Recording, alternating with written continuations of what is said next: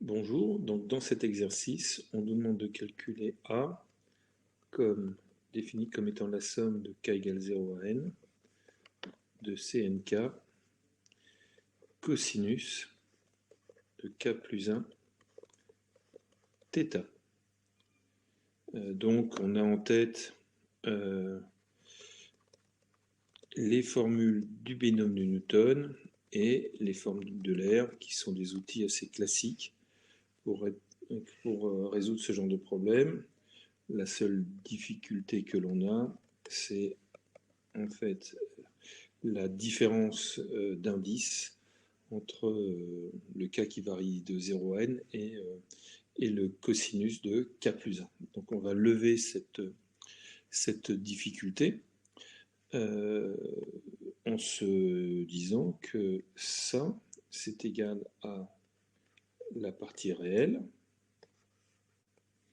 de somme de k égale 0 à n de Cnk e puissance i θ que multiplie e puissance i k θ.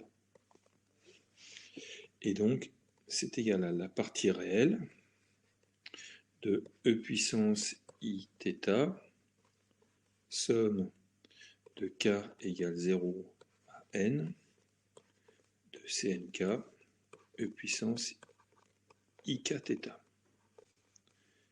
Et là, on est content parce que on va pouvoir appliquer notre formule du binôme de Newton. On a donc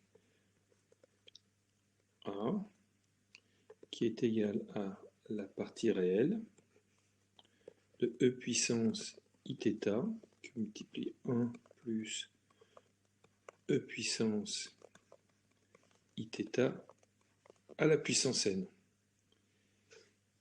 Et ici, cette formule-là nous interpelle, parce qu'on doit avoir en tête, qu'on soit un expert des formules de trigonométrie ou un expert en nombre complexe, ou une experte d'ailleurs, 1 plus e puissance iθ est égal à e puissance i θ sur 2 que multiplie e puissance moins i θ sur 2 plus e puissance i θ sur 2 est égal à 2 fois e puissance i θ sur 2 cosinus θ sur 2.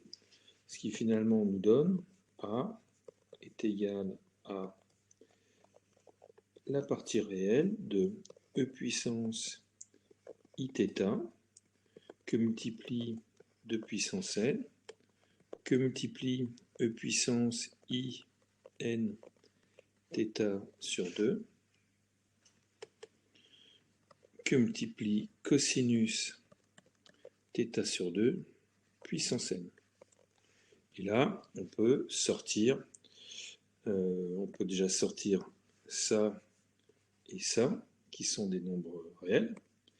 Donc A est égal à 2 puissance n, cosinus θ sur 2 puissance n, que multiplie partie réelle de e puissance iθ, que multiplie e puissance i n θ sur 2.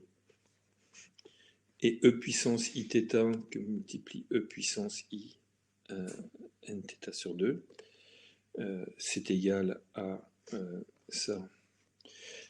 C'est égal à e puissance i 1 plus n sur 2 θ. Et donc A, en finale, est égal à 2 puissance n cosinus θ sur 2 à la puissance n que multiplie cosinus de 1 plus n sur 2 θ. Voilà.